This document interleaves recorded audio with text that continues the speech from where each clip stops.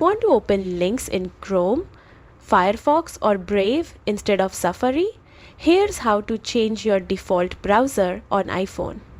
Like and subscribe for more iPhone customization tips. Start by making sure the browser you want to use, like Google Chrome, Firefox, DuckDuckGo or Microsoft Edge, is already installed from the App Store. Once it's installed, open the Settings app on your iPhone. Scroll down and find the browser app you just installed. For example, tap on Chrome.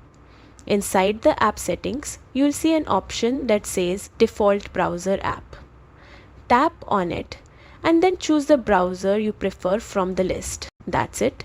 From now on, any web link you tap, whether from Messages, Mail, or any other app, will open in your chosen browser instead of Safari.